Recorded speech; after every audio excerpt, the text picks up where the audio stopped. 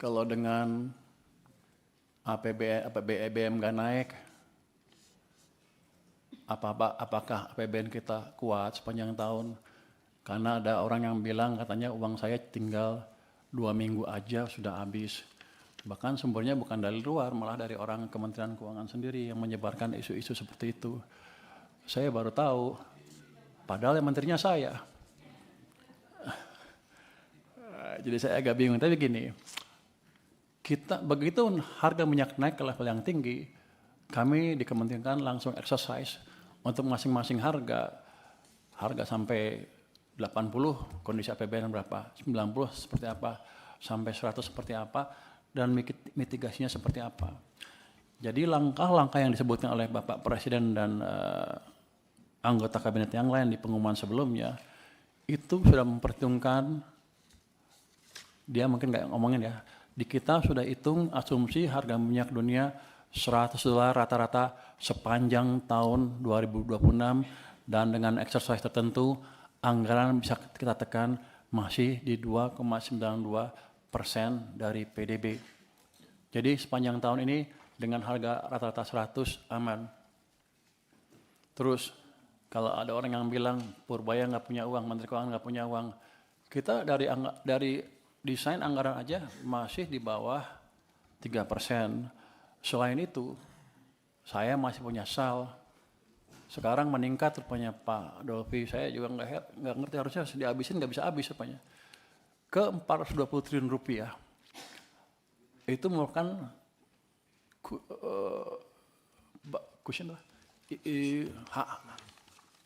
bantalan tersendiri.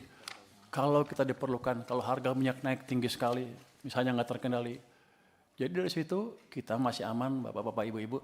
Tentu saya akan ke Komisi 11 untuk meminta izin bagaimana mengelola anggaran SAL itu untuk menjaga sustainabilitas, bukan APBN lagi pada waktu nanti negara kita. Tapi yang penting adalah dananya ada, cushion kita masih ada, nanti juga Pak Menteri ESDM menjanjikan pendapatan yang lebih dari kenaikan harga minyak dan harga batu bara di pasar dunia.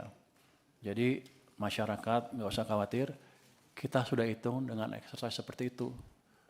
Kalau kepepet masih ada yang lain, kalau kepepet masih ada. Jadi pertahanan kita berlapis-lapis. Jadi saya ingin memastikan lagi nih Pak, ini apa yang Bapak sampaikan terakhir ini sangat penting ini untuk diketahui masyarakat Pak. Bahwa exercise harga BBM di 80, 90 dan 100 pun negara sudah siap Pak ya? Sudah siap. Yang kemarin diumumkan itu dengan asumsi 100, jadi kita sudah siap kalau sampai sana. Ya. Kita sudah siap sampai akhir tahun? Sampai akhir tahun. Nah ini yang harus masyarakat tahu Pak. Bahwa pemerintah siap untuk tidak menaikkan sampai di akhir tahun. Iya Pak, kami siap tidak menaikkan sampai akhir tahun untuk BBM bersubsidi ya Pak ya. Dengan asumsi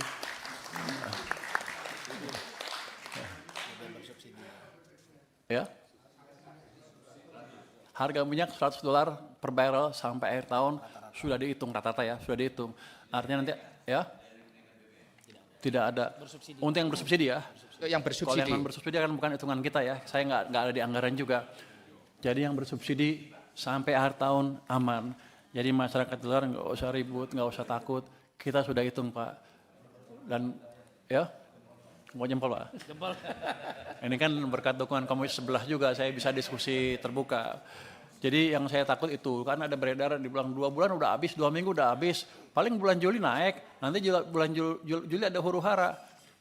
Padahal kita udah siapkan sampai akhir tahun dengan asumsi rata-rata $100.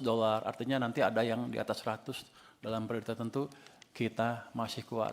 Dengan existing anggaran yang ada. Kalau kepepet, masih ada lagi. Buffer yang saya bilang tadi, bantalan yang saya bilang tadi. Jadi kita, negara kita aman Pak. Saya mohon dukungan aja terus dari Komisi 11 ke depan untuk memastikan kita bisa cukup smooth mengelola anggarannya. Soal dukungan aman Pak. Terima kasih Pak. Jadi salah satu ininya adalah karena pendapatan pajak. Pak, klarifikasi angka tadi Pak Menteri bilang SAL 420. Ya. Betul Pak? Betul. di dalamnya termasuk yang 200 penempatan. Iya. Oh ya, oke. Makasih. 200 penempatan di bank dan saya tambah lagi 100, sisa masih 100 di BI. Dan jadi gini, tahun lalu kan kita sudah sempat laporkan defisit anggaran 2,9 sekian.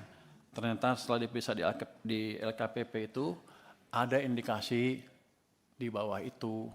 Jadi mungkin di sekitar 2,8 sekian, nanti tunggu pengumuman resminya.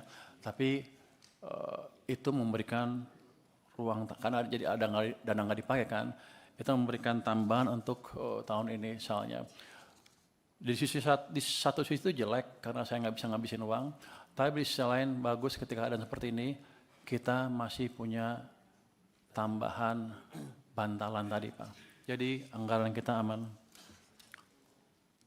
Nanti ada yang bilang berbahaya nggak bisa hitung. Saya udah ngitung anggaran sejak tahun 2002, 2003, 2005 kita hitung detail Pak. Saya dulu advisor pemerintah Indonesia dari Jepang, profesor dari Jepang. Saya ngasih masukan mereka. Dan ketika 2005 kita akan menaikkan BBM 126% itu, saya ngitung detail line per line dampaknya ke anggaran seperti apa. Jadi saya ngerti betul gimana ngitung anggaran ini. Bahkan dulu kita punya model, kalau kita berubah asumsinya, sampai 10 tahun ke depan anggarannya seperti apa, sudah bisa. Jadi di luar yang orang bilang bahwa Menteri Keuangannya nggak bisa ngitung. Saya hanya menegaskan di sini bahwa saya bisa hitung, Pak. Oke. Luar biasa ini. Daripada dibully. Pak Pimpinan. Silakan Pak Dolfi. Pak Menteri, kalau bisa hitung sih pasti bisa hitung. Soal salah atau benar itu urusan lain. Nah mungkin Pak Menteri yang kurang ini adalah soal transparansi. Tadi Pak Menteri katakan, boleh sedikit Pak ya biar langsung direspon juga. Supaya transparansinya ini penting kita dapatkan. Kalau harga minyak dunia rata-rata 100 per barel, tadi Pak Menteri mengatakan fiskal kita masih kuat. Nah, kalau kita menggunakan APBN per dolar itu kan menambah subsidi atau biaya 6,8 triliun. Betul ya Pak Febrio?